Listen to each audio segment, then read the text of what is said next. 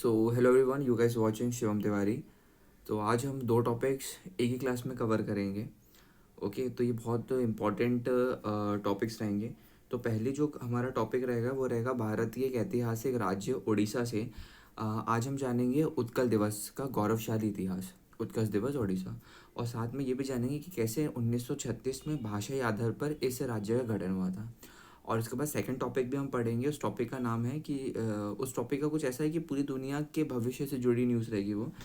International day of zero waste के बारे में हम पढ़ेंगे। साल 2026 में इसकी थीम क्या थी, और संयुक्त राष्ट्र यूनाइटेड नेशंस जो है पूरी दुनिया को कचरा मुक्त बनाने पर जोर दे रहा है।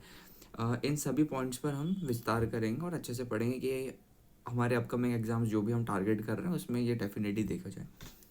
एक minute.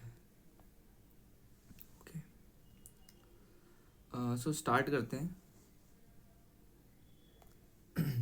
Utkal Divas, also known as Odisha Foundation Day, is observed every year on 1st April across Odisha to commemorate the formation of Odisha as a separate province on 1st April 1936 after a long struggle for linguistic and administrative recognition. तो उत्कल दिवस, जिसे ओडिशा स्थापना दिवस के रूप से में भी जाना जाता है, हर साल ये 1 अप्रैल को पूरे ओडिशा में 1 अप्रैल 1936 को एक अलग प्रांत के रूप में उड़ीसा के गठन की याद में मनाया जाता है, जो भाषाई और प्रासनिक मान्यता के लिए एक लंबे संघर्ष, long struggle for linguistic and administrative recognisation, एक लंबे संघर्ष के बाद बना था। ओके, अब इसमें आपको याद रखने वाली चीज़ क्या है कि 1 अप्रैल 1936 की तारीख को आप ज़रूर याद रखना, और ये एग्ज़ाम में ज़रूर आ सकता है। ओके, आगे बढ़ते हैं। The day marks the creation of Odisha as an independent province during British rule when it was separated from the Bengal presidency, which earlier included present day Bihar, West Bengal and Odisha. तो यह दिन यह दिन British शासन के दौरान एक स्वतंत्र प्रांत के रूप में ओडिशा के निर्माण का प्रतीक है, जब इसे बंगाल प्रेसिडेंसी से अलग किया गया था, जिसमें पहले वर्तमान बिहार, पश्चिम बंगाल और ओडिशा शामिल थे।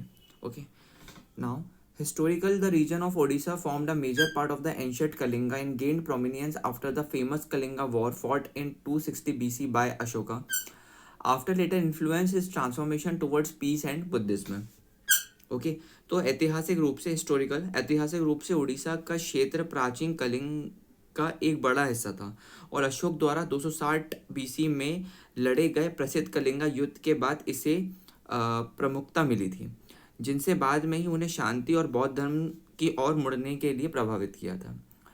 Ashoka, which later influenced his transformation towards peace and Buddhism.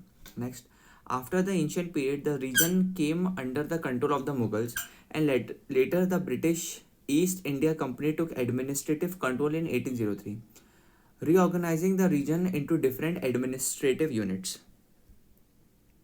Okay, so प्राचीन काल के बाद यह क्षेत्र मुगलों के नियंत्रण में आ गया था, और बाद में 1803 में, याद रखना, बाद में 1803 में ब्रिटिश ईस्ट इंडिया कंपनी ने नियंत्रण अपने हाथ में ले लिया था। ओके, और इस क्षेत्र को अलग अलग इकाइयों में, डिफरेंट यूनिट्स में क्या कर दिया गया था, रीऑर्गेनाइजिंग कर दिया गया था। Okay, during British administration the western and northern district of Odisha were merged with Bengal, while the coastal region became part of Bihar and Odisha province, then known as Orissa. Okay, so British प्रशासन के दौरान ओडिशा के पश्चिम और उत्तरी जिलों को बंगाल में मिला दिया गया था, जबकि तटीय क्षेत्र बिहार और उड़ीसा प्रांत का हिस्सा बन गया, जिसे तब उड़ीसा के नाम से जाना जाता था, Orissa, ORISSA. Following decades of sustained efforts by eminent leaders of Odisha for a separate linguistic province, Odisha province was officially created on 1st April 1936. एक अलग भाषाई प्रांत के लिए ओडिशा के नेताओं के दर्शकों के लिए निरंतर प्रयासों के बाद, बहुत ज़्यादा प्रयासों के बाद 1 अप्रैल 1936 को आधिकारिक तौर पर उड़ीसा प्रांत का निर्माण हुआ था। Now earlier in 1912 the province of Bihar and Orissa has been formed by separating it from the Bengal presidency before the final creation of separate Orissa province in 1936। तो इससे पहले 1912 में 1936 में अलग उड़ीसा प्रांत के अंतिम निर्माण से पहले बंगाल प्रेसिडेंसी से अलग करके बिहार और उड़ीसा, याद रखना, बिहार और उड़ीसा प्रांत का गठन किया गया था. Okay, now the last point. Later the name of the state was officially change from Odisha to Odisha to reflect it linguistic and cultural identity more accurately. So बाद में राज्य का नाम आधिकारिक तौर पर उड़ीसा से बदल के उड़ीसा कर दिया गया था, ताकि इसकी भाषाई और सांस्कृतिक पहचान को अधिक सटीक रूप से दर्शाया जा सके. तो ये था हमारा पूरा टॉपिक उत्कल दिवस उड़ीसा. अब हम नेक्स्ट टॉपिक पढ़ेंगे, United Nations international day of zero waste 2026. हम इसको कवर करेंगे अब. So the United Nations International Day of Zero Waste 2026, also known as Zero Waste Day, was observed globally on 30 March 2026. तो संयुक्त राष्ट्रीय अंतर्राष्ट्रीय शून्य अपशिता दिवस 2026, जिसे जीरो वेस्ट डे के रूप में जाना जाता है, विस्तार रूप से 30 मार्च को मनाया जाता है. याद रखना कब मनाया जाता है zero waste day. United Nation international day of zero waste day कब मनाया जाता है? ये मनाया जाता है हमेशा 30 मार्च को मनाया जाता है. Okay, the day is observe to promote sustainable waste management practices and responsible consumption globally. So यह दिन विश्व स्तर पर स्थायी कचरा प्रबंधन प्रथाओं और जिम्मेदार उपयोग को बढ़ावा देने के लिए मनाया जाता है. ठीक है, अब इसके बारे में नीचे इसकी थीम भी लिखी हुई है. कभी ये भी पूछा जा सकता है एग्जाम में कि what is the theme of United Nation international day of zero waste. तो उसका आंसर क्या लिखोगे?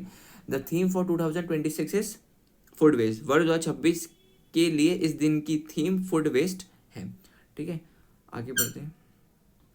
On 14 December 2022, the UN general assembly adopted resolution title promoting zero waste initiatives to advance the 2030 agenda for sustainable development.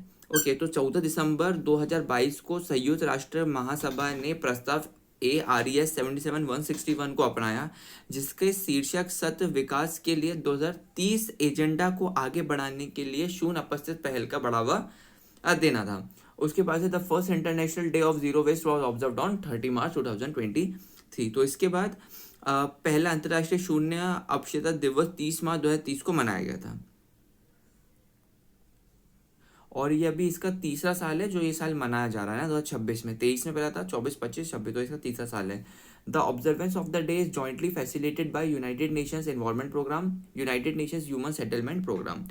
तो इस दिन का आयोजन संयुक्त रूप से UNEP, United Nations Environmental Programme और United Nations Human Settlement Programme द्वारा सुगम बनाया गया था. ओके, अब साथ में से कुछ प्रैक्टिस क्वेश्चंस भी वो भी हम देख लेते हैं. On which day is Utkal Diwas Odisha foundation day observed every year. तो कब मनाया जाता है? 1 अप्रैल, याद रखना. In which year was Odisha officially created as separate province based on linguistic identity. तो इसका आंसर क्या है? 1936. Next, when was the United Nations international day of zero waste 2026 observed globally. तो इसका आंसर क्या है? 30 मार्च 2026. और ये पहले कब बनाया गया था? The first international of zero waste was observed on 30 March 2023 को मनाया गया था. और अभी ये आपको सिर्फ एक रिमाइंड बता रहा है, 30 मार्च 2026. Okay, next, what is the theme for the international day of zero waste. क्या थीम थी उसकी? तो इसकी थीम थी फूड वेस्ट. आपको याद होगा फूड वेस्ट, मैंने पढ़ाया भी था ऊपर. ये last one, which ancient war fought in 260 BC is closely associated with the history of the Odisha Kalinga region. इसका आंसर क्या है? कलिंगा वॉर. तो क्या मिलते हैं एक नई वीडियो के, तब तक के लिए जय हिंद, जय भारत.